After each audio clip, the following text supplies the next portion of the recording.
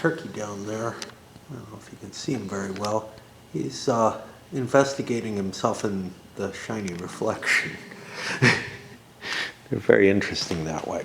Anyhow, this is not a wildlife video, although there's always the chance of that kind of happening.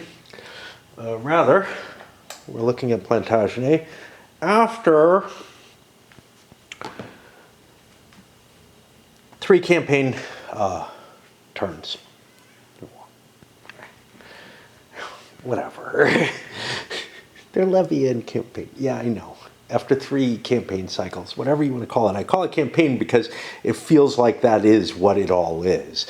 But campaign is just really a part of it. In the first period, in the first winter, early spring,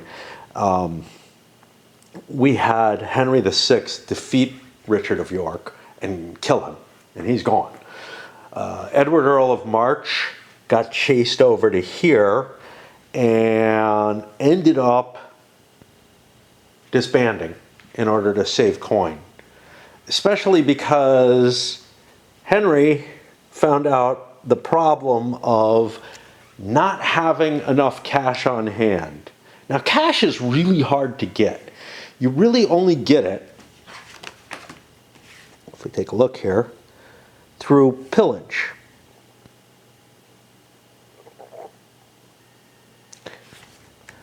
The foraging type mechanism doesn't give you any cash. It never does. Usually it gives you plunder, which works kind of like cash, but it doesn't here.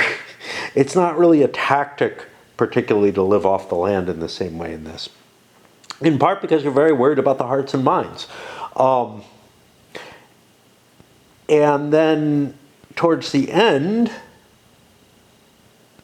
of the last video, well, what happened was Warwick came into play.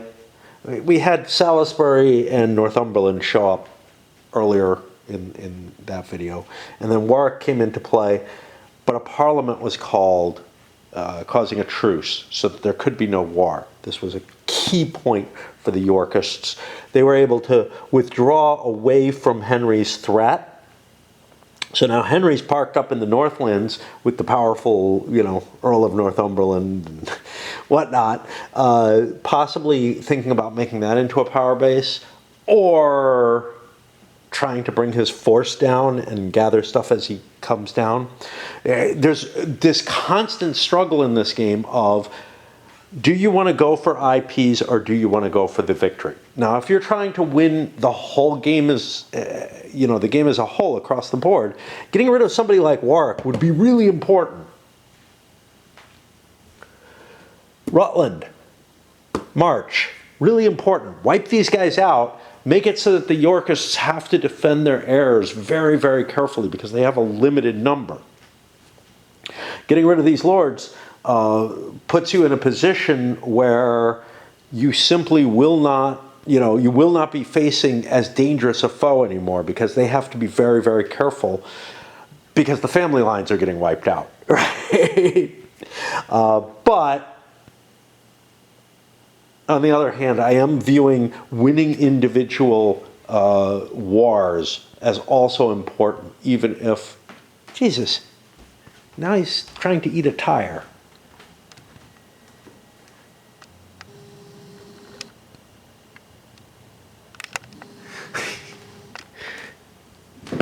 They'll eat anything they can, but he may have been pecking at his reflection. I don't know, but they're just so amusing to me. Anyway, I do view winning the individual wars as something of value, which I don't think it actually is. Yeah, he's back at it. I don't think it actually is when you take a look at the too much chrome on the car. That's what it comes down to. When it comes down to evaluating how someone did. I see the fact that, the Yorkists won the first 2 wars as kind of important and something that's worth, valuing. even though in the end Richard III ends up defeated. So anyway, that's how I'm looking at things. But where are we? So Warwick ended up sailing up to Ipswich, gathering some vassals on his side. We also have vassals showing up in addition on the side of the Lancastrians as they're, trying to get forces that aren't going to cost them as much. I'm hoping. But there is still a cost to vassals, right? Check influence levy. No, here, vassals. Sides may disband this turn's face-up vassals or pay an influence to shift them one box. Yeah, vassals are pretty cheap to keep on the board. So they seem to be a better move. And they open up more places where you can tax, which is also of some value. So what we're seeing now is where there are no vassal, where there's a vassal shield, and that means the vassal is on the board under somebody's control. So we can start paying attention to that kind of thing, which means that I can go to those locations and try to tax them. Because money is really becoming a problem in this game. It's tough to keep your army paid. And we saw that it's really horrible here at Shrewsbury to not pay your army. They do something terrible to you. I was way ahead in IP and lost about 10 points for the Lancastrians due to running out of cash and letting them, kind of just pillage whatever they needed. And you could still end up disbanding your lords based on this. You don't have a choice either. You can't just say, why don't you just go home? Although there is a point where you can disband your lords, right?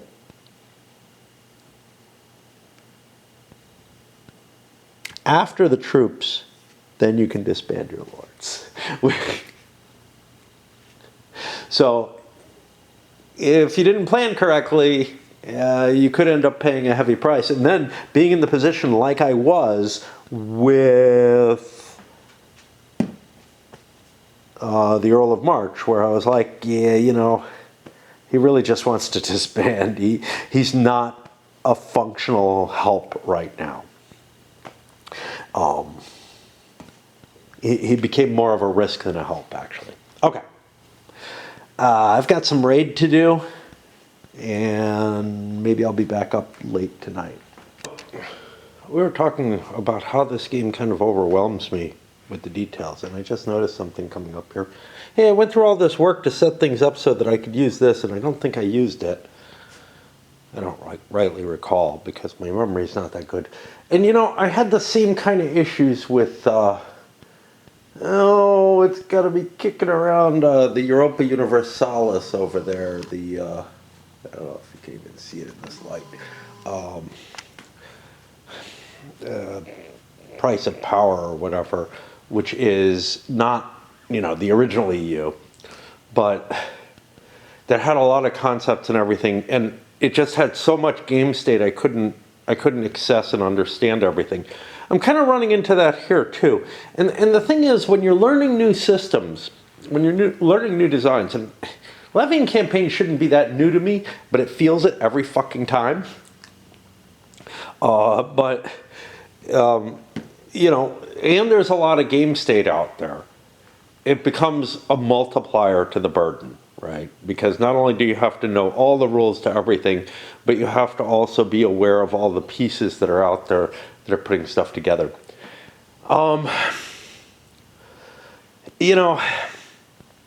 There's a lot of information out there in a lot of war games, right? You pick up your OCS game, and it has complex rules, and it has tons and tons of little, places where you have to pay some attention. But they tend to be more uniform, right? Like, you got a few things you really have to worry about.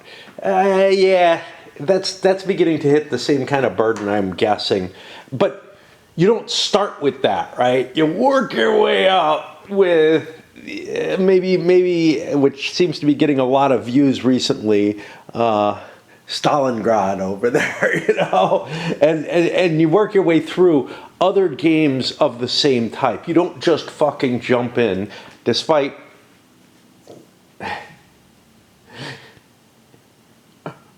So it's funny because I know some people suggest whiff. And people are like, well, that's really not appropriate for this player because he's kind of new to wargaming. And other people are like, well, people have picked up whiff. And I know that. I know that. I've been in a group where half the players were absolute newbies to wargaming, playing whiff for the first time, or Empires in Arms. Whiff being the more disturbing to me, honestly, because Empires in Arms feels like, I don't know. It feels like there's less to learn. But with whiff, there's a lot there that's, you know, presupposing the wargaming like background with the hexes and whatnot, but also a whole lot more on top of it. But you know, they didn't read the rules themselves and work it out themselves. The people that I'm talking about. They were being brought along, and honestly, the same way I was being brought along by someone who knew the game. So the first times I played it, and in fact, every time I've played it, there's been somebody more experienced to kind of run the game. Every time I've played it opposed. Because, I don't know. I honestly don't know why. Because it's World War II. I mean, look, I didn't own whiff the times that I played it opposed, which may be the biggest piece about it. Anyway. Where are we? We're on time to draw cards, and yeah, I noticed that, wow, I went through all this effort to get the Scourers, and we done Deeds of Charity. I needed the Scourers to make my way down. I was expecting that I would have more resources, and it doesn't seem that I used any. So let's draw what we get here. Caltrops may play in battle to add +2 melee hits against the enemy each round. What am I holding here? Leeward battle line, escape ship. Okay. All things I'd use in combat. Succession. This levy, one parley action by each Yorkist lord, costs less by -1 influence point. And automatically succeeds. That's interesting. That means I can parley Ipswich for free. Great. Warwick's probably not bad. Using Salisbury, I'm told. Salisbury. I thought that was spelled with an O. Using him, I can hit one of those for just 1, and the automatic success seems worth it. And we got Essex over here. We could throw more vassals into play. It seems like they're a good deal, right? We'll see. Oh, and over here we've got this, again, a battle card. Cool, because anything that's not a battle card, it's going to be hard. Add 2 French men-at-arms and 2 militia to a Lancastrian lord at a port. Unfortunately, there are none at a port. And I think that happens immediately. It's not like this levy. So I can't try to raise somebody up, you know, who starts in a port. French fleet. This campaign, Yorkist lords may not sail. Well, that would have been pretty harsh last time, but of course, I would have known it in advance and not made the choices. So it's kind of cool. The cards come out before you have to make your levy decisions. Okay. Now it's pay time. And now we see if I fucked up royally last time. All right. Warwick owes his coin. And Salisbury owes his coin.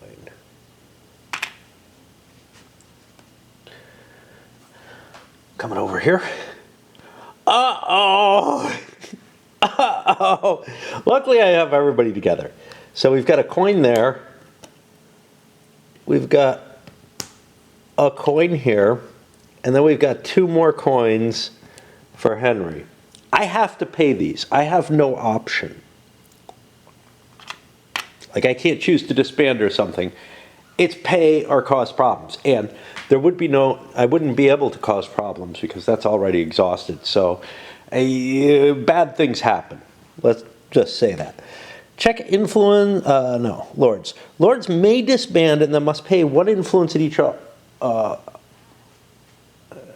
at each non-exile location. Okay. I want to keep my 2 lords, so I give the 2 here, no problem. Over here, do I want all 3 of my lords? Well, I've got a lot of vassals spread out with Northumberland. Henry's becoming a problem. Do I want to disband Henry? Ugh. I hate the idea, but I have a lieutenant. I'm not really in close contact. You don't know, maybe. What happens if I disband him?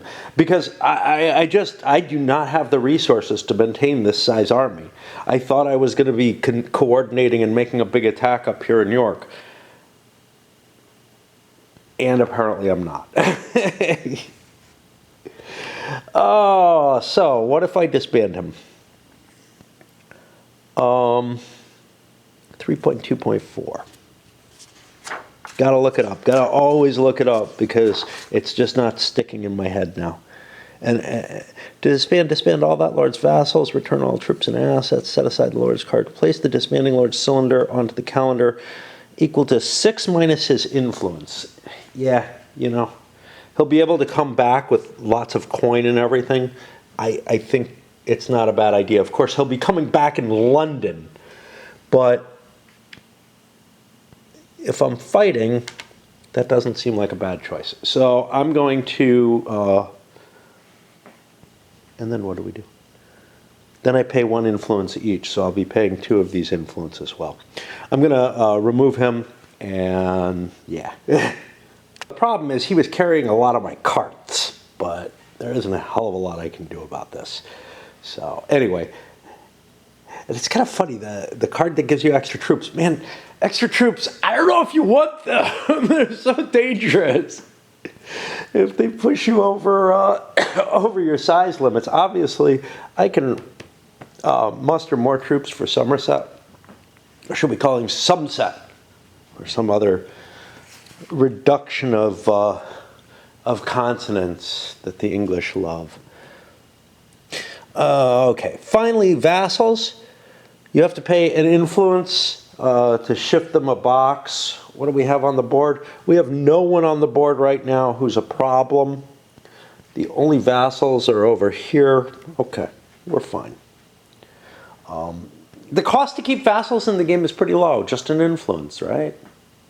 That seems, I mean, they're not a lot of troops, but that seems lower than the cost to be feeding troops and paying them and all that, which, you know, I don't know, but like as the world gets uglier and uglier. Now, the Yorkists have kind of something cool. They have some ships. From now on, I can start supplying Warwick with, or wherever he is, using naval capabilities, so that I don't have to worry about depleting and exhausting the countryside. It was a great idea. Someone actually pointed out to me, I had already been thinking about it, just to prove I'm not a complete idiot, but no, I do forget so many things that, you know, it's perfectly reasonable to point out anything that I don't mention, but in that case, I actually had been thinking about it. So my mind is not always just spewing forth out of my mouth. Okay, exiles and vassals, rebels, then kings may muster. This turn's exiled lords, there are none. We haven't had an exile yet into exiled boxes. Then return this turn's vassals to seats. Nobody's in the way. And now it is time to spend my muster. Okay, what do we got? He will have to be spending on parley. 1 parley action by each Yorkist lords costs less. It's not a free parley. So, I spend nothing except 1 of my lordship points. Put that there, and we have, what is that, a town? That looks like a town.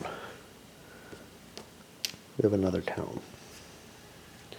That leaves me with one more, which I'm probably going to deal with through cards. I'll put, oh no, he has Lordship 3. 2 more. Yeah, the Lancastrians suck. Yeah, I have 3 here too. I wonder if I worked with all that. Now, if I take carts, that makes it harder for Warwick to actually sail. But I kind of need carts to be able to operate unless I just operate by sea. And this card is saying I can't sail, so we don't want to do that. So now I have to think about, yeah, what the hell I want to do.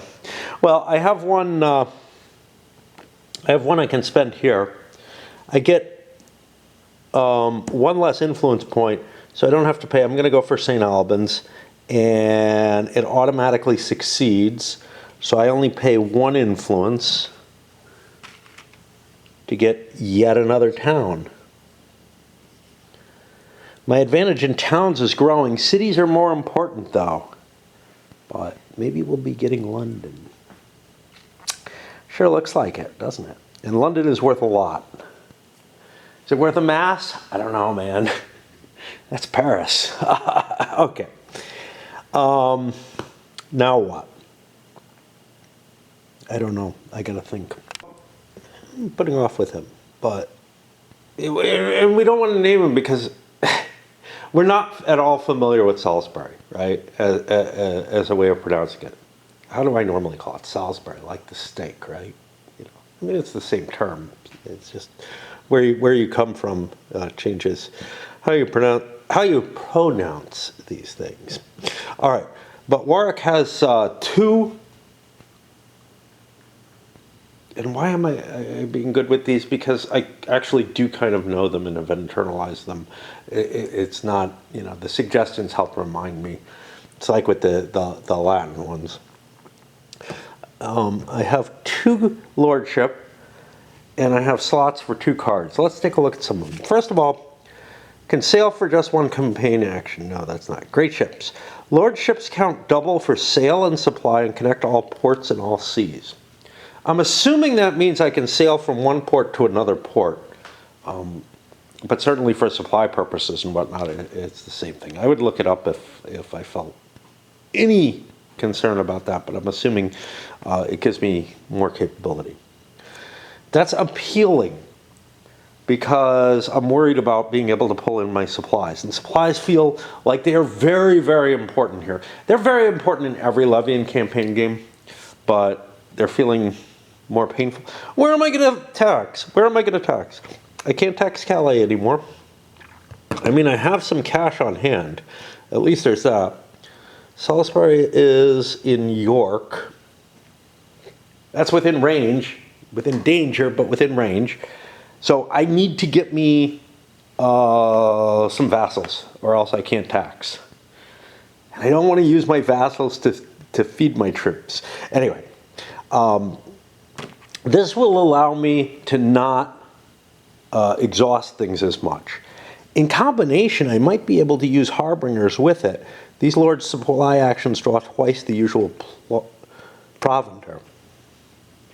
That sounds really, really sweet. Feels a little weird if I'm using boats, but there's beloved Warwick. Sorry, there we go, I told you. Which we've looked at and tried to use, and I could now. It would add 5 militia. 5 militia, well, that sounds like a painful thing to have, because it's going to cost me food, it's going to cost me money and everything. Screw that. A little bit maybe more interesting is Burgundians. I could add 2 handgunners, but again, it pushes me to the 2 times feed. If I could put it on Salisbury, it would be great. I just don't feel like it's a great idea here. So I'm going to look up whether harbingers and great ships combine. Well, whether harbingers and naval supply combine, which is a big issue, right? Like, because if I use port supply,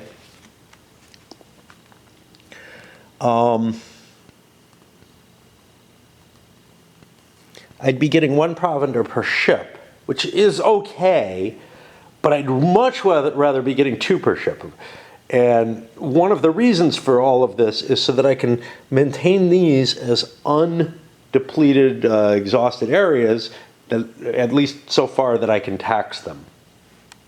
Something a little annoying, I don't know how big a deal, but if you're looking at the events, if you're looking at the Arts of War card, the events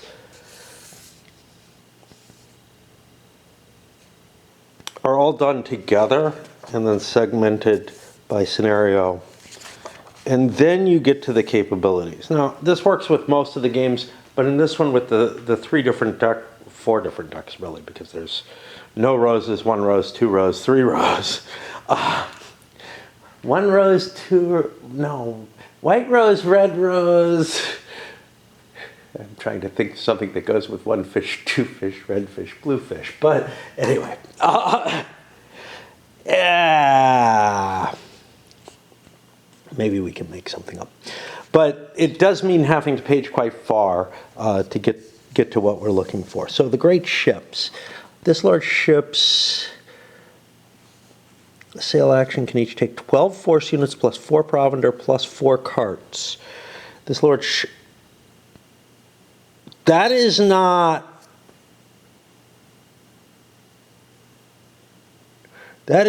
how I read this.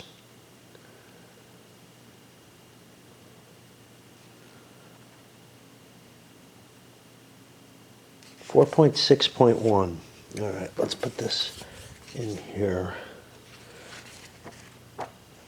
So I'm feeling like I can't remember exactly. Oh, shit. Okay. Let's move all the things around.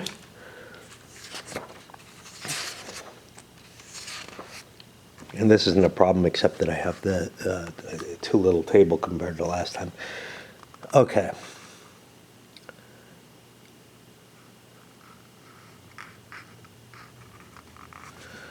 A ship must have or share at least one ship per 6 force units, 2 provender, and 2 carts. Okay, so they don't prorate or anything. You are able to, there's like special space on the ship that can only be used for people. That kind of maybe would make sense if you didn't think of reality. You know, well, people want to stay in staterooms and stuff. And if they're in the cargo hold, well, maybe that's not pressurized. So, oh wait, no, that's Traveler.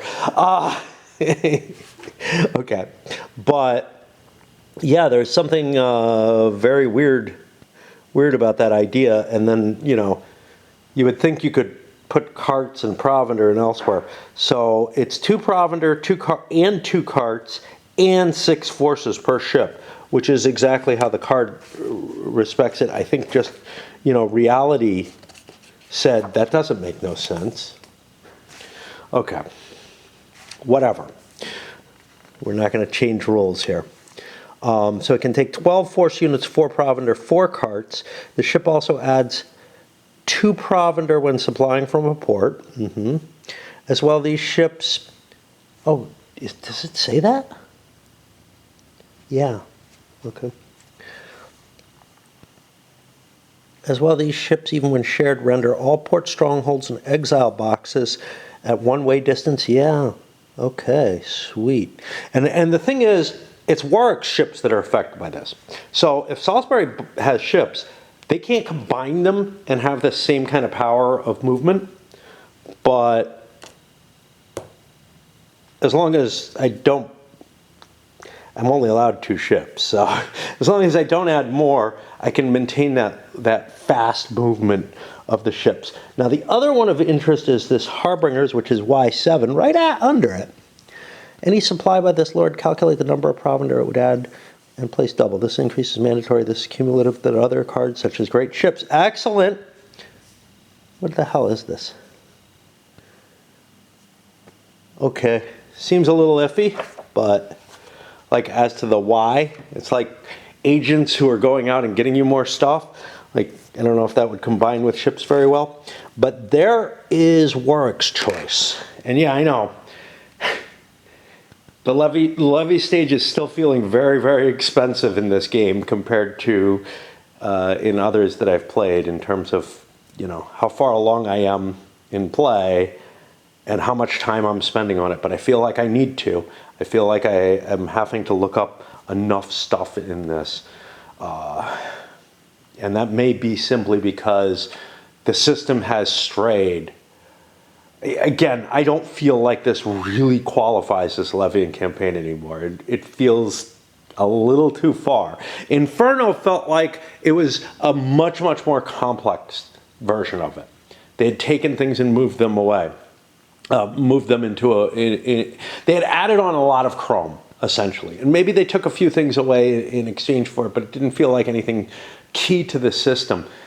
With this one, it really does feel like it's a very, very similar game. It's definitely derivative, but it's not really part of the series. And, you know, you can make the same argument with the Gamers SCS series. I've always argued that's not a series. The base rules of it define, you know, the sort of operational style wargaming that started with the Stalingrad type games, those old Avalon Hill classics. It's basically defining that stuff. It comes up with a fairly smooth core for, hey, this is a hex encounter traditional operational style wargame. And from there, you know, I mean, it's like SPI put, and Avalon Hill to that extent as well, but SPI just put out like a dozen of these a year, and they didn't call them a series, right? They limited the series to things like the boxed games, the quads and stuff like that, that all used almost entirely the same rules with a few specifics added on. What's funny with Levian campaign is this concept of not having a standard rule set and an explicit. I can't even remember the word for it. Exclusive rules. Yeah, is what SPI would use.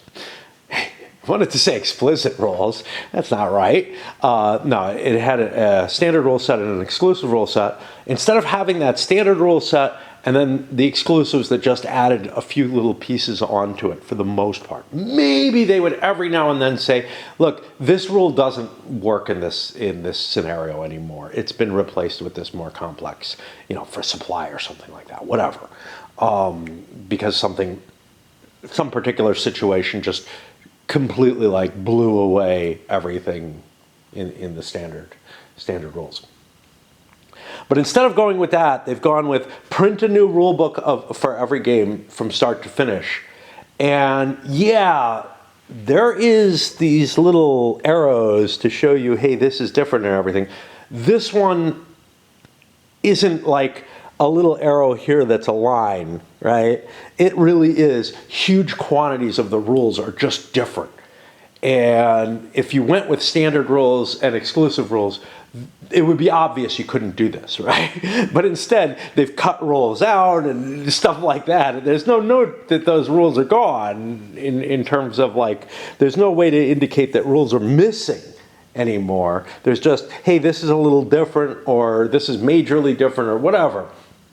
And it's one thing to add something like the treachery rules in Inferno, which would be like, you know, the exclusive rules for Sicily Race for Messina out of, I don't remember what that series was called, but it had, you know, the most extensive of the exclusive rules in that series because it handled, you know, special invasions and all kind of crap like that, whereas the other games in the series had a much more limited additions to the system. It's okay to add a lot of complexity like that and still call it the series. It's not really okay to take like, you know, a third of the base of the game. It's like, it's just, the concept is still so new for this system that, or for the series as a whole, that it's like, it all does lump together, but it feels, this one feels like it's different enough to qualify as its own thing. I don't know. Branding, man. All right, I got to do something about batteries. This problem's happening. Now I have to have this like angled just so to make it work. And again, it's not the power going into the device that shows up as soon as I plug it in any degree. It's somehow the positioning of the device and the way it seats in the plug matters to how the power transfers between the component. The device comes apart, right, so that it can handle different types of batteries. Anyway, much easier to just plug in another camera, but then I end up videoing on the other camera, and that caused problems. So where the hell am I? I am on Salisbury's two remaining actions, which at least one of them is going to be a cart, and I don't have much else. I don't know what else I can do. Oh, I can levy someone. Well, I definitely do need the cart, though. I'm in real trouble without it. In terms of length of service, these guys are both pretty good. I have a +1 on him. I think that actually helps me. I have a +2 on him. Interesting. So if I want to ready a vassal, that's 3.43. Again, have to look it up because it's not really sticking in my head.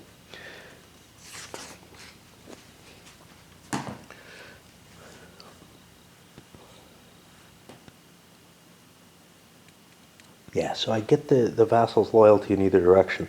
So Suffolk would be a good choice. Or should we? Because he's closer to the enemy. But Falkenberg is easier for me to get. So I'm going to spend on Falkenberg. That's going to cost me 1 influence base. You know, I could spend 2 influence and grab Suffolk at the same value. Yeah, why don't we do that? Because I think that's the best option. Because I get +1 for his, probably hard to see on the camera, and +1 for the extra influence. I still fail on a 6, but yay. So we get some extra troops there. And this goes out 1, 2, 3 turns, which is awesome. We have a location we can tax, which is awesome. And parley, this levy 1 parley action by each lord, yeah. So I couldn't have done more parleys for cheaper. All right, that got me through the Yorkists onto the to the Lancastrians. What it's worth in oddities, I seem to remember that Lancaster is actually, it's not spelled that way, obviously, at this point, but it was actually Lanchester at one point. just to make things worse. So sometimes, sometimes the English change the spellings of things. Well, I don't know if they change the spellings of things. I mean, obviously, some spelling change was put in place if that's the case. But there's things like aluminium, which in the Americanized version is just spelled differently. And yeah, I mean, yes, there are things where the spelling is different, but usually it's not the spelling and the pronunciation that are different. Usually it's one or the other. So like the English tend to drop a lot of consonants for some reason. And this is not an ancient thing, right? This is a relatively new thing in terms. So the closest, I mean, it's regional variances and whatnot, but the closest to the Old King's English that was spoken in this era, or a little bit later, if you go, well, quite a bit later, if you go to, not that much, if you go to Elizabethan times, right? The closest that's spoken to that is like in the Appalachian Hill Country, and even more in the Ozark Hill Country in the U.S. It's like these little insular societies that have kept something that is very, very similar to what was at least one area of England's language very, very well preserved.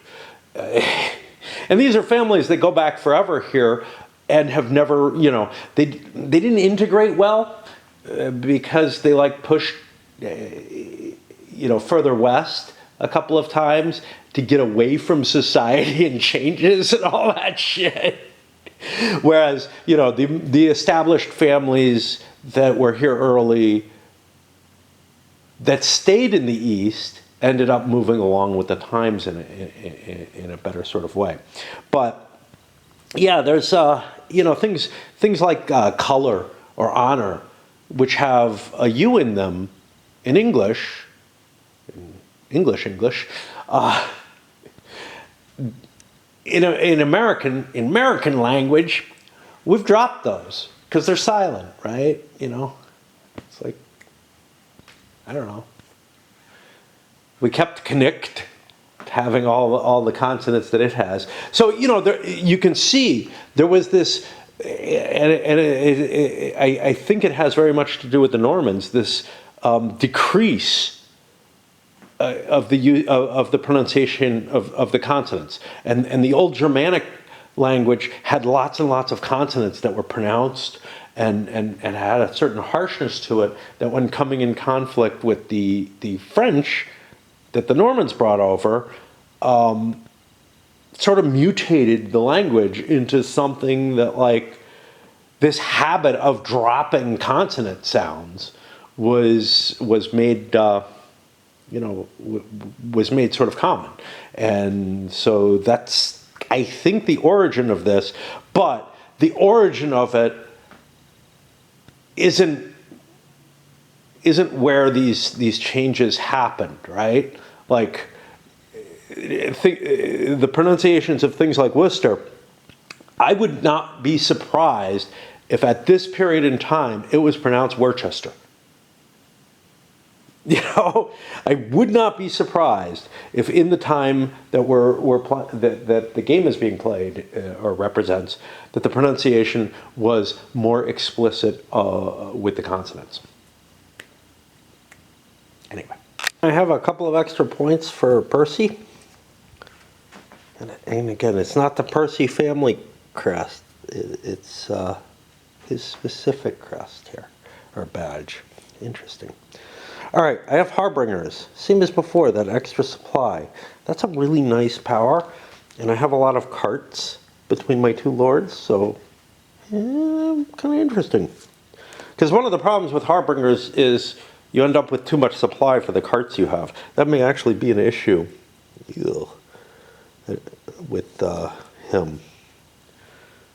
I may not have thought as cleverly as I thought.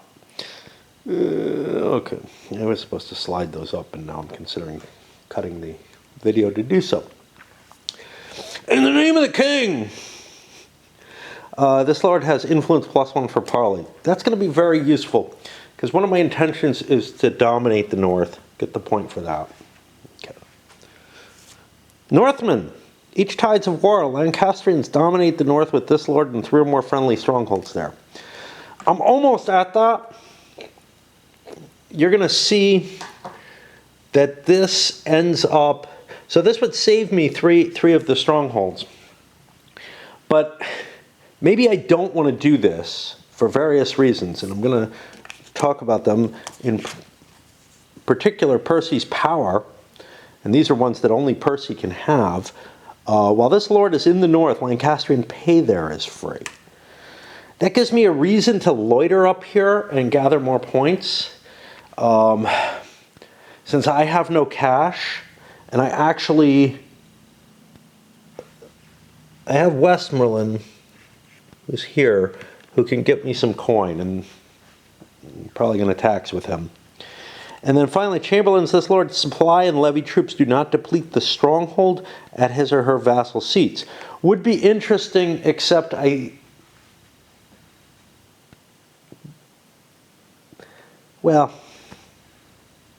could draw supplies with Somerset for this, but it's in the wrong hands. This would have to be held by Northumberland, and he's got the Oxford Lord who's down here. Maybe at some later time I'll be interested in that. So what I feel like I'm going to do, I could increase my influence for Parley. I think what I'm going to do is I'm going to grab the Lancaster Power.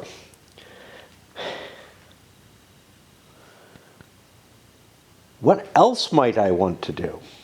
This is a good question. Lord-wise, I have Exeter available. And we are looking at only 6 cards, 4 cards. Okay, the year is wearing down, so I'm probably okay using the card, keeping the hand I have in terms of lords. I can't really go anywhere too exciting. What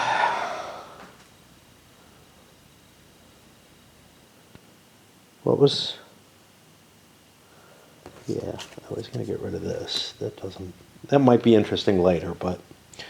And plus, I have Warden of the Marches. Wow, I like to be in the north. So that's one. I have one more left. And I'm just not sure what I want to do with it, so I'm going to pull away. One thing I want to do is I want to muster Shrewsbury with Somerset. That's going to cost me an influence.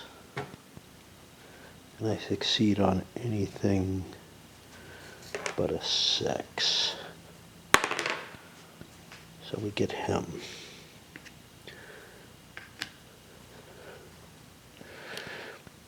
Again, these lords, the vassals up here, they're service markers.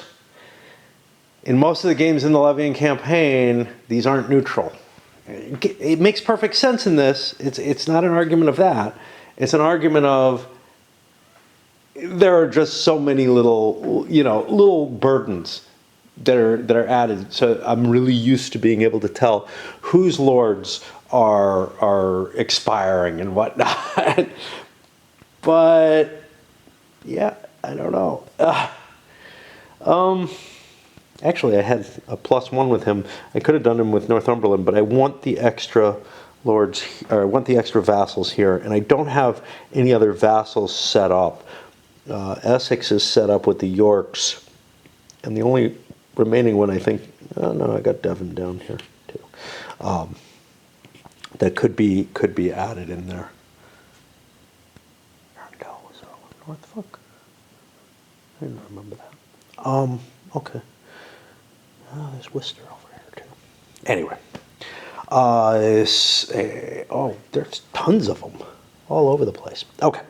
I'm having trouble figuring out what I want to do though, right? Like, I don't want to bring another lord in.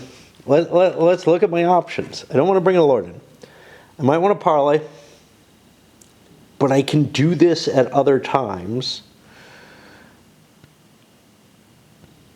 I could levy a lord. I don't want to do that. I've levied all my vassals. I don't really want to levy troops. Transport is always an option. Grabbing more carts is kind of cool. But it's not like Provender's all that easy to grab. It would be if I pull this up, but I have tons of carts already. So why do I want to do that? But I have like a couple of actions to take. Now,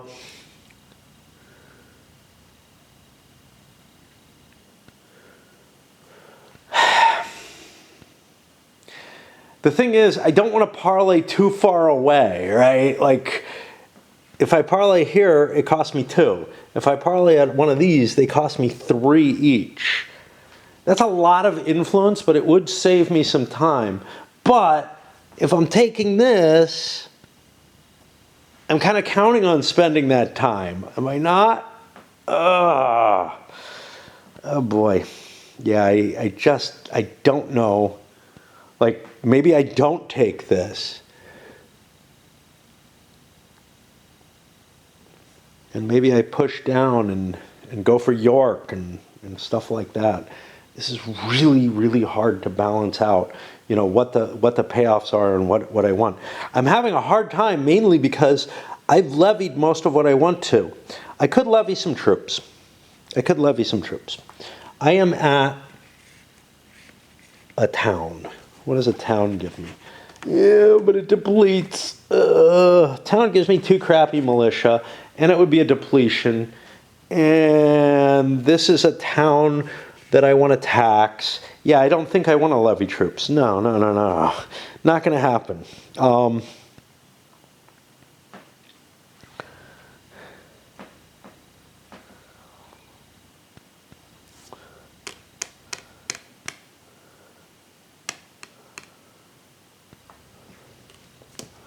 I hate filling out my cards. That's the problem. But I think I'm going to need this. And I think I will grab 2 cards. And I feel like I'm not getting what I want, but what I want is coin. You know, I don't want the rest of this. Still in effect. I got to position those cards. I think we're done with levy. And, that'll put us on to campaign. Now, I noticed I had this counter here. I hope I did everything I intended to with Salisbury. I'm worried I didn't, because he doesn't look that potent, but he did gain this. That was 1. He gained carts. That's a 2nd. What could his 3rd have been? I don't know. I'll leave it where it is, though. Anyway, I'm programming out my turn. I only need to worry about 6 cards this turn. This gets confusing when it's down that far. I only need to worry about 6 cards, and I have 2 lords. Now, I've left myself some problems. I have no carts on Warwick, and that's a problem, because he's my supply dude. What I think that means is I need to get Salisbury near Warwick, and I need to get supplies. Oh, it's a combination of problems. So, like, I could supply with Warwick a couple of times and grab a bunch of food, move Salisbury into place, and then grab and then eat the food that Warwick's been collecting. But how do I want to do this? Because keeping my lords, like, happy is the hard part, right? Like, that, and this is how I felt a little bit with Almoravid, and not so much with Inferno, where I think supply is a lot easier, but keeping everybody from, like, just starving to death was a big effort in the game. Shit, my damn thing. And at least that concept seems to have returned, and if anything, it's kind of more harsh. It's like, yeah, you don't lose your lords, but, you know, you turn the nation against you if you don't pay your troops. Wow. This kind of model feels like it would work very well in, like, the Dutch Revolt and stuff like that. Like something similar to this. Where you know you're constantly trying to figure out how to get your food, how to get your payments made. May feel this is not the concept that I get out of the War of the Roses, or the Wars of the Roses as they were. I just don't seem to remember, like, armies passing through causing areas to be, like, hating the lords that were operating in their area in quite the same way as this. I mean, but that may be just a hole in my knowledge. Anyway, let me try to fucking figure out what I'm going to do with my programming. I got the first 2. Warwick's going to use his first turn to supply and tax. I can tax here, right? Oh, is it only your own vassal? Oh shit, man. Oh boy. Or is it a vassal on your side?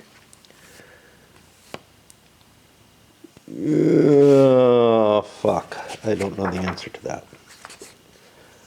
Because the vassal is over here on Salisbury, and that's not where I want it. But I mean, it's not terrible, but... so, what... It says, oh, check influence. Vassal seat. What is this? 462?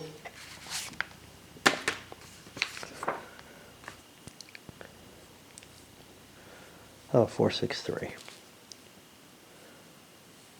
Or at a seat of one of that lord's vassals. Shit, no, I can't do that. See, I wanted to grab the supplies with him. I can still do this and do like an influence action in Norwich or something like that. See, I got it right there. Should I just call this roster? Or rooster? Yeah. It's just so weird what, you know, where they were dropped and where they weren't. Winster? I'm just being an ass. Yeah, I think I need to do work first. Otherwise, I could draw supply. I can't draw supply using work ships because he's not with me.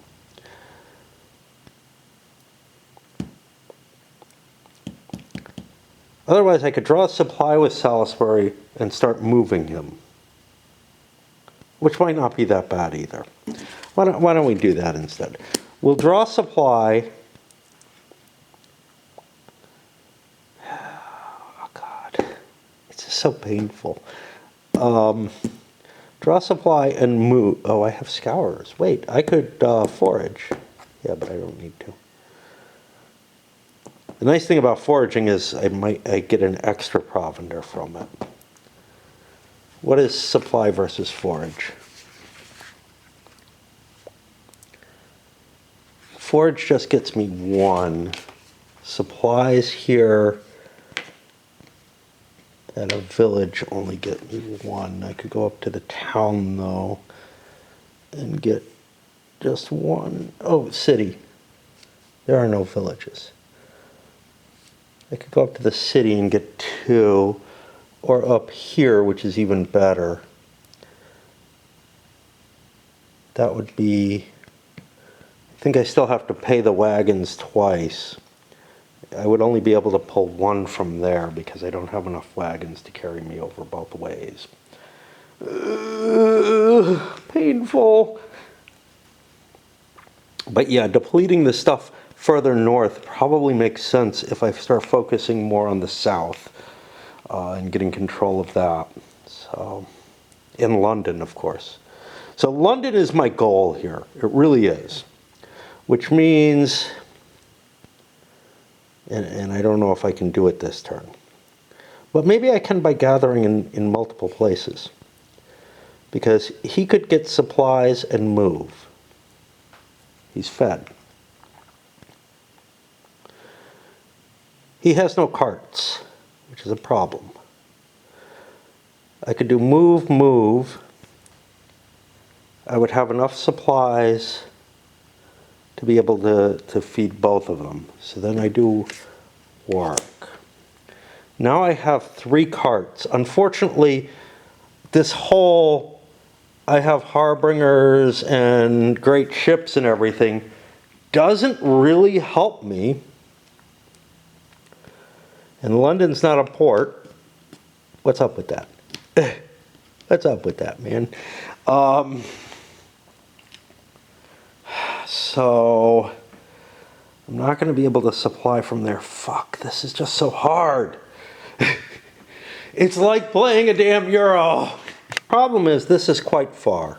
I'd have to move 2, so I'd have to feed with Warwick first, then do a double move with Salisbury to get here. That would eat 1 of the food. Now, I'd have a ton of food from just 1 action from Warwick, right? Because I have the harbingers and the great ships. So I would get 8 provender. I can't carry 8. I could do an influence action in Norwich. I think this is what I have to do. Okay, so now I'm gathered here. And now what? I have a lot of food. I march down to London. That's a Warwick action. Takes me 2 moves instead of just 1 that Salisbury could do, but... Sorry, Salisbury. But... And I'm leaving a lot of food behind. Oh, but I wanted to... Shit, I wanted to tax, didn't I? Alright, tax twice. Tax twice, that has to be Salisbury, who does that here. Get me some coin. Move twice, eat the food. Now I'm down to like 1 food because I don't have a lot of cart. I'm here. I don't need influence there particularly. It's exhausted. I could supply from here and grab 2 food.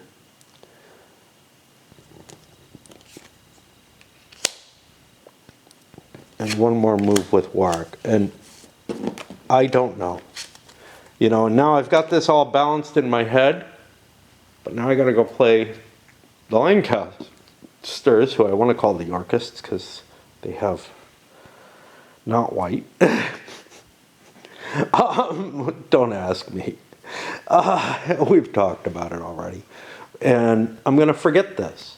And this is the real problem with soloing. But honestly, I've said this before in other games, I would have the same problem if I was playing opposed, because my mind would wander away from what I just planned while my opponent's figuring out his turn.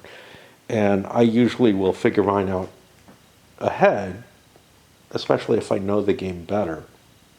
Which, you know, it works out to be a fair penalty for me, but yeah, I fuck things up. This happens to me in 18xx too. I figure out exactly what I want to do, and then by the time it comes to my turn, I can't remember anymore. You know? The goal here was to get the north under control. I got nothing too exciting here. I got some neat battle capabilities, but I gave up most of my military because of him going away. I want to be in the north because pay is free at the end of the turn, although maybe I don't really. Northumberland is my supplier. Right now I have 3 provender. I have tons and tons of capability to draw supplies, which I can take out of Lancaster, because that's not too bad. So I can grab my... It's a fucking village, though. I can grab my 1 provender out of there. Yeah, that doesn't sound worth it.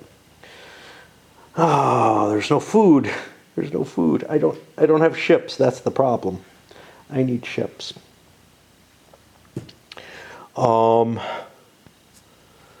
So, what do I do? Well, I think I move Somerset first to get to Newcastle. I could convert something. It's easier for me to convert. It's probably better for me to convert something elsewhere using Somerset and influence, because then I use Northumberland. He is going to convert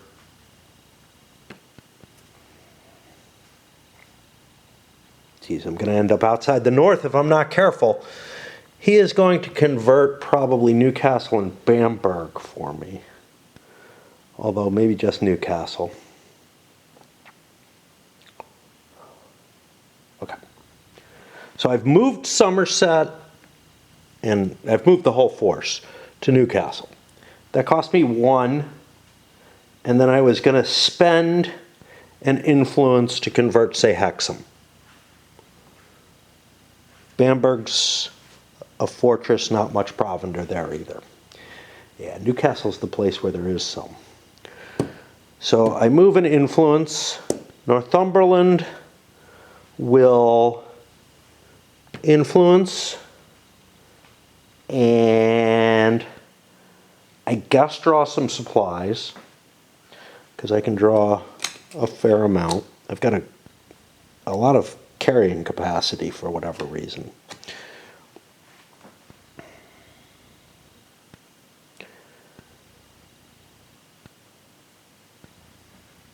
I'm not sure I can influence out of here if I don't own this. Parlay. If adjacent, 3.41, 4.64. Probably 464. A lord can spend command to parlay, however, the route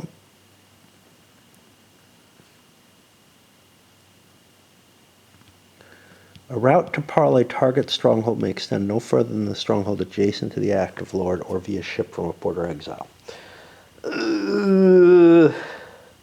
That sounds like I can parlay even though I'm not in a friendly location, so that works. That was my intention. Now I go back to thinking, what was I doing? I don't know, because I had to look up a rule, right? Like, this is the burden, right? Like, you got to look things up. You got to keep looking things up because it's not the same as every other game in the series, and whatever, they're always new anyway, you know.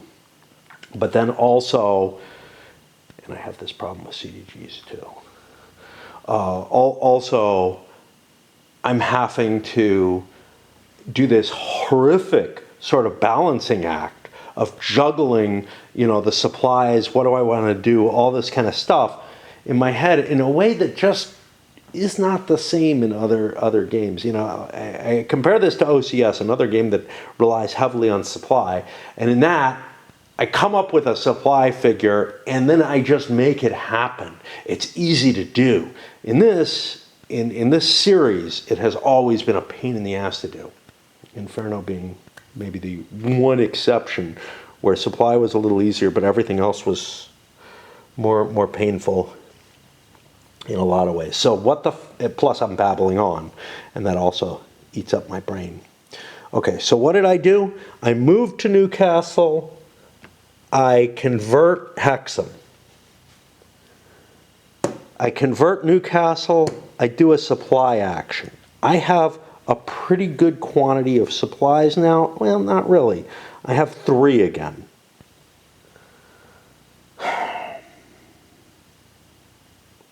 I could grab 3 more with a Northumberland action.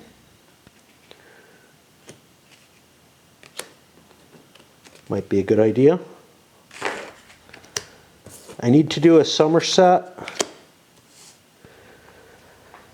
in order to convert Bamberg. And then we move down to Scarborough. If I'm not careful, I'm going to end up with not enough stuff. Oh, I'm going to end up moving out of the north, which is what I don't want to do, right? So maybe I'm doing this all wrong. Maybe I want to bop around. Maybe that was the idea behind this. So let's try again. Let's try it again, because our plan was to stay in the north, at least for one turn, to make that card of some value. Okay. Oh, I have Harbingers. But only with Percy. What the hell? What am I doing again? I don't remember. I move, I do a conversion.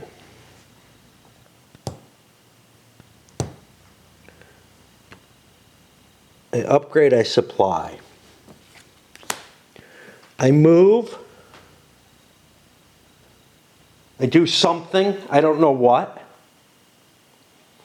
Do I want to use Somerset for this? He's automatic. I can't think of what else to do. I convert. I have like 2 more supplies with Northumberland. I don't fucking know. I move. I do something with Northumberland. This is the best I can fucking manage. I just can't think that clearly. All right, let's do something about this battery because it's dying. I'm going to play this game opposed to see, because you see the frustration that's real when I'm playing it solo. And I feel like that same frustration is going to apply when it comes opposed. However, I love 18XX. And I have to say there is a similar frustration to 18XX when you're trying to figure out the train elements and everything. Will it just come to the point where I can make a best guess and it works with any given game in the series? So far the answer is no. So far I've been happy enough with decisions that I could make without figuring everything out in 18XX. But I feel like the consequences in this series in general are too harsh. However, the consequences in this particular game are kind of interesting. They're like, oh shit, something terrible happened, which is kind of like having a company dumped on you, or, you know, getting the wrong train or something like that.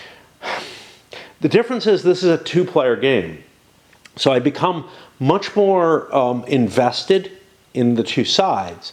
I'm not just watching somebody crash and burn. I'm watching one of the two players, both of whom I'm invested in, get fucked completely by the system. And that I think is the difference in solo. And then in opposed, I just don't feel like my instincts are good enough in this. Like, I don't feel like instincts alone are gonna work.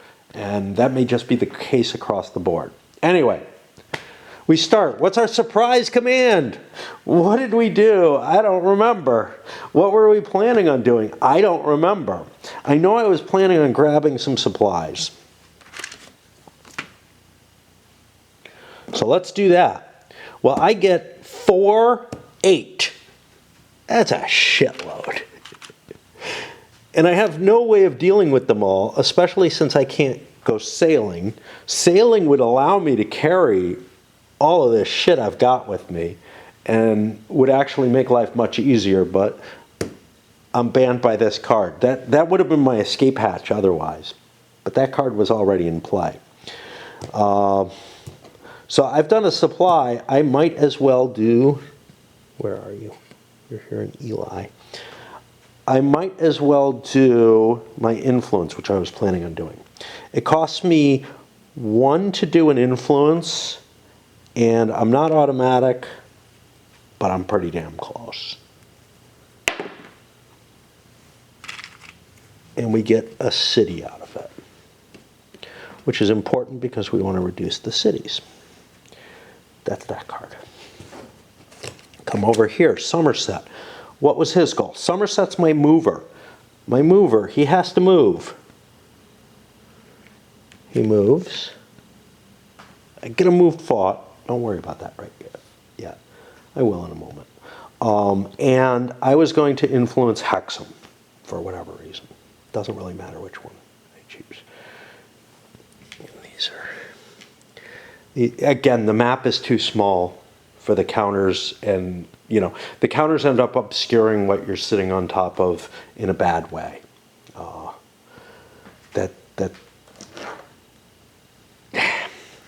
I like smaller footprints to games, but it's hard with this to do it. So now I was going to do an influence. I do an influence on Hexham. That costs me 1, and again, it's a pretty good chance. We succeed. Did we want to take a village? Did we want to really do Hexham, or did we want to do Bamberg? It doesn't make a difference. We take, because we can go to the other one. We're taking a shot at both. Okay, and whichever one's automatic, we could make sure we got, which I think is what we wanted to do to clear out. What did we just do? Yeah, we're red. That is the end of Somerset, except he has to feed. And that's 1 for each of these. Okay. Come back over. Salisbury. Salisbury has to move here, right? Nothing else will work. You don't get stopped in this one. And that eats just 1 food. We're done there. Come back over. Poissy. Poissy's plan, I can't remember what Percy was planning. I think this involves supply. And honestly, I think my plan was to walk up to Bamberg and walk back. So I'm going to, I guess, oh, no. I'm going to convert Newcastle, which doesn't cost me anything, and I gain yet another city, putting me further in the lead on those. But then I grab supplies, and all I get for supplies there, I have harbingers, is 4, which is a goodly amount. I did not move this time. These all go under him, and we shift back over. Salisbury. He's not my mover, right? Warwick's my mover. What was my plan with Salisbury? I think I fucked up completely. I think I fucked up completely. Maybe not. I was going to tax twice. That's what I was going to do. Maybe I didn't fuck up completely. Because he's the one who has this. Now, how does taxing work? I have to do an influence on this, right? Vassal seat or London, check influence, add coin. Okay, well, I think it's only if I cause a, I think it's only if I succeed that I end up depleting it. So Salisbury's not very good at influence. He's got a 3, but I have a decent amount of coin. So I'm just going to roll, screwed up. I'll spend 2, spend 1. Try again. This time we succeed, and we have depleted it, I believe. I do have to check. Let's look at tax. If a coin is added, yeah. Okay. So that was his action. He did 2 tax actions. Somerset. Somerset is my mover and shaker. He moves me up to Bamberg. Gives me a move fought. I can carry all my provender. That's not going to be the case over here.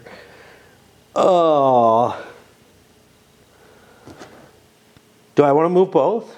Yeah, I kind of have to because I can't take Northumberland's provender otherwise. So I do have to pay for both of them to move. I moved up to Bamberg. Do I want to convert it? I kind of have to. It's my next move. Next move's in Northumberland. I mean, is there something else I could have done? I could have gathered supplies here and then move. So gathering supplies there. I don't have anything special. He's got the harbingers. I don't want to do that. I move there. I'm going to convert it because why not? Bamberg's a fortress. That drops that over. I don't charge any influence. Now I have to feed. That's 2 provender. And yeah, we're doing everything in detail, and I hate doing that, but I'm not comfortable with how it all works out, so I feel like there's a couple of things. One, to see how far into the game I'm still not comfortable with the mechanisms. Even though I've played, 3 of the series, a total of 5 times. The little differences are enough to make it so that I'm just not comfortable with it. This is the 6th time, right? this is the fourth of the series, the sixth game that I've played overall. Yeah.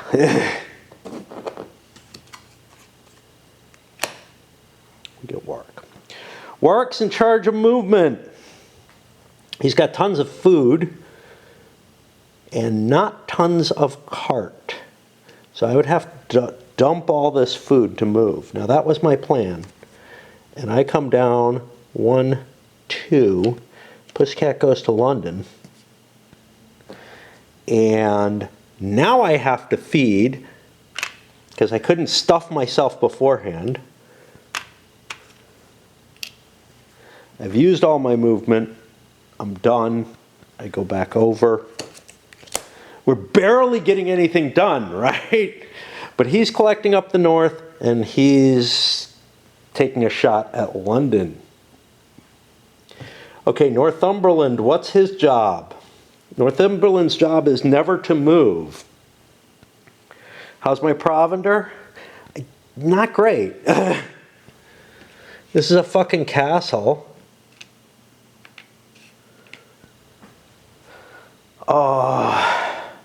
You know, I get more supplies from Newcastle, but I don't particularly want to. So I'll take 2 provender from this castle that I'm at. I could get better from elsewhere. Can I get any from Scotland? I don't think so. I don't think so. Let's take a quick look here. Supply.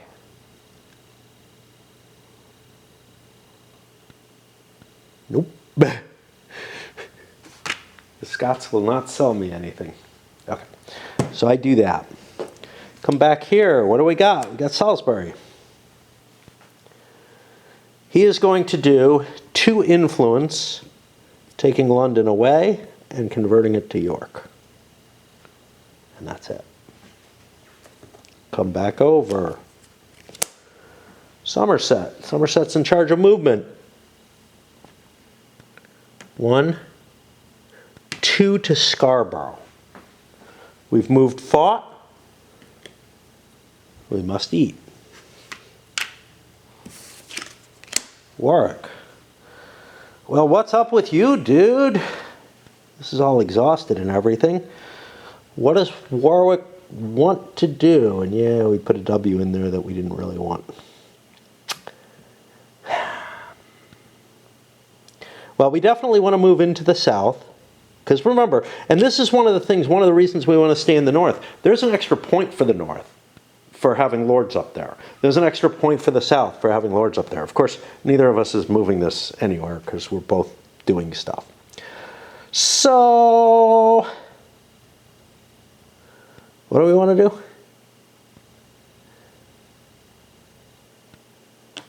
We can get this guy cheaply by just mustering him.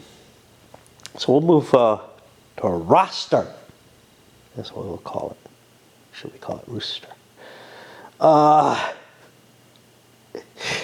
You know, and it's funny, like there's the H in the Chester here, but not here. It's just really odd how different regions have dealt with what is really the same thing, like the same root words in the German. Okay, so I moved 1, and I would love to be able to end in a port like Hastings, but I can fiddle around with ports on my own turn. So I think what I'm going to do is I am going to convert Roster, damn it, Rochester to, and it is a city, I guess, to my side. And I moved, so I need to feed. Oh, fuck, we can't. Son of a bitch. This isn't good. Okay, let's go back. How are we going to feed? Ghostbusters. We got harbingers and great ships. We got 3 carts. I can pull one food from here. One food ain't gonna do.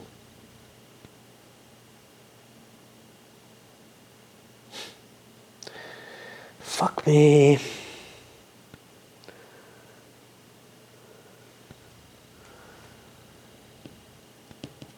Pillaging might not, or not pillaging, but foraging may not work there. This is exhausted. I can't get food from here. So the most I can grab is one food, it looks like. That's all I need, but I don't like it. So I take a supply for one food, I move, and then we spend that one food in this one food to finish our turn where we can't muster. Oh, come on, man. Come on.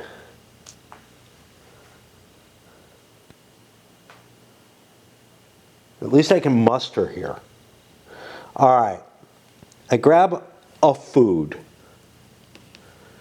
I use Warwick's influence to convert Rochester. Then I'm not in location, god damn it.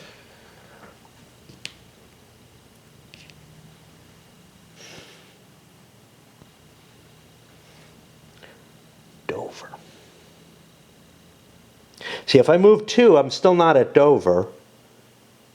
Like, there's no place I can get supplies quickly. There's no ports here. Fuck.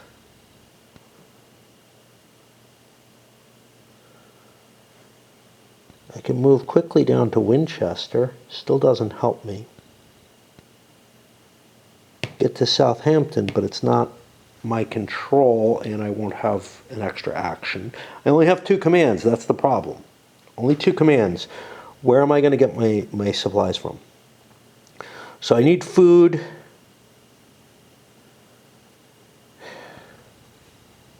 I want to be here so I get the extra influence, right? Can't get that. I fucked up. I'm going to do 2 supplies because I want to be able to muster. But I'm not thrilled with any of this. What is this turn? This turn is a grow turn, so at least that exhausted will go away.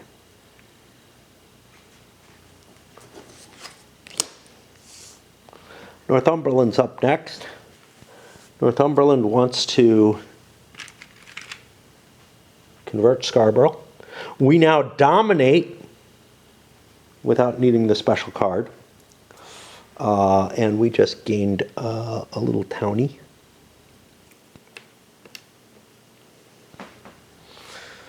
We now dominate, and we have one more action.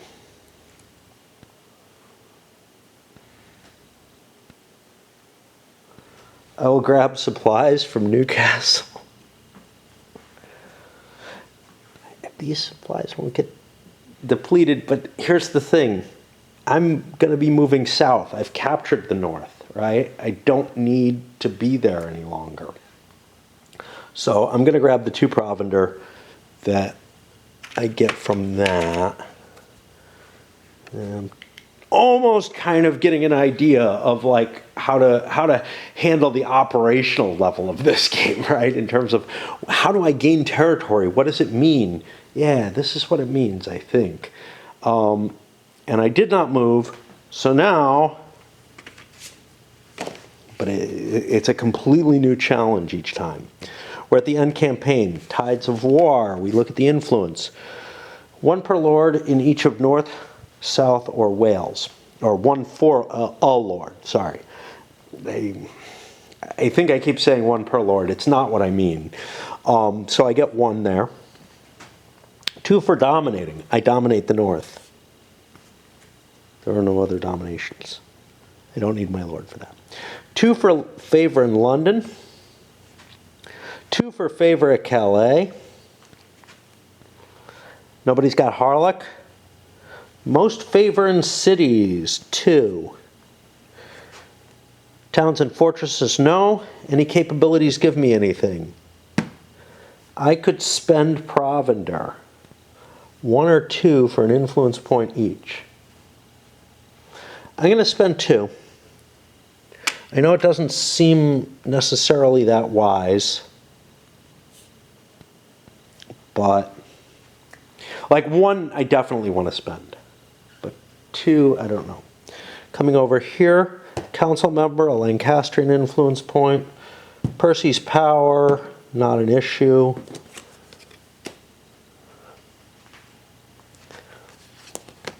Have we finished? Influence rating of on-map lords. This turn is the 1. So, and this is why you want to not demobilize, Henry or whatever with his huge influence.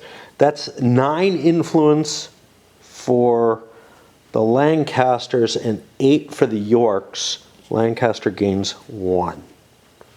But I would have lost more trying to pay these guys off. At least that's what I'm guessing.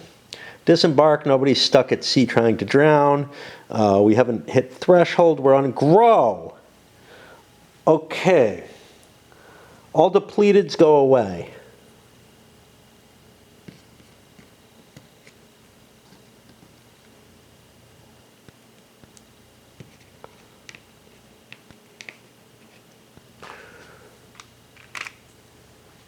And all exhausteds will flip over to depleted.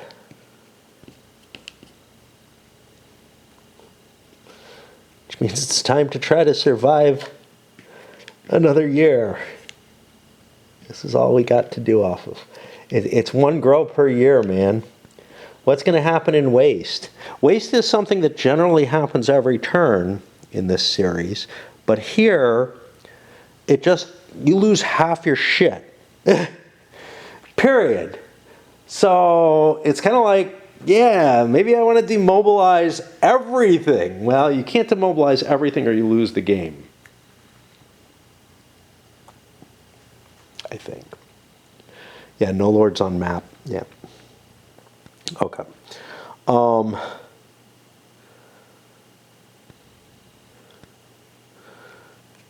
I think that may not be quite right. I seem to remember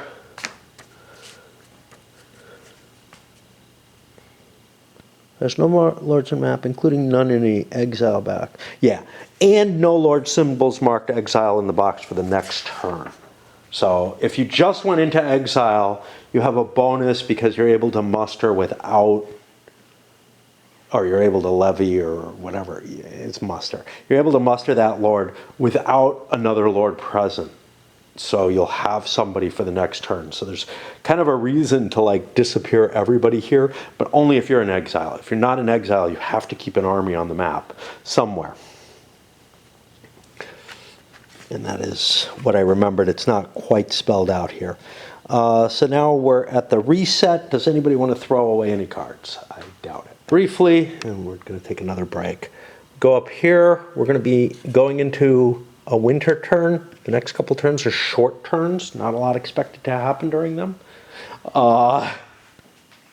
This is a waste turn. Good time to demobilize because you're going to lose half your shit. But good question of what do you want? Do you actually want to? Do you want to actually demobilize all your stuff?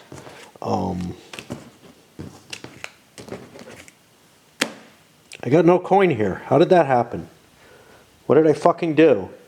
I screwed up. I was supposed to get coin somehow. I think I was supposed to get coin here. Oops. Well, we got ourselves another pillaging action gonna happen. He's gonna fuck himself up. At least I'll give him a reason to stay in the north, huh? What about over here? We got tons of coin over here, but we're also not gaining power where we want it. We have a fair amount up in here, but we're not getting it in the south where we were hoping to gain power. But, maybe over the winter we'll get that.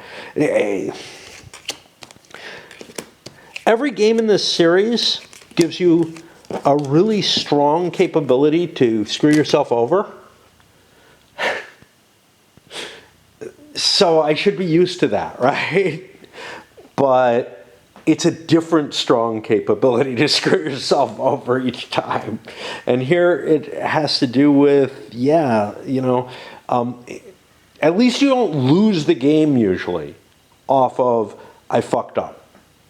What I noticed in the other games, they were more unforgiving in the sense that, like, every single one of them, every single one of the earlier ones, there was a strong possibility, if you fuck up, of your lords leaving the map and, oh look, you just lost because you can't keep them on the map anymore. Here that's not going to happen. Well, it might. It might, because if areas are exhausted. So if you can keep things from being exhausted that you're operating in, then at least you can pillage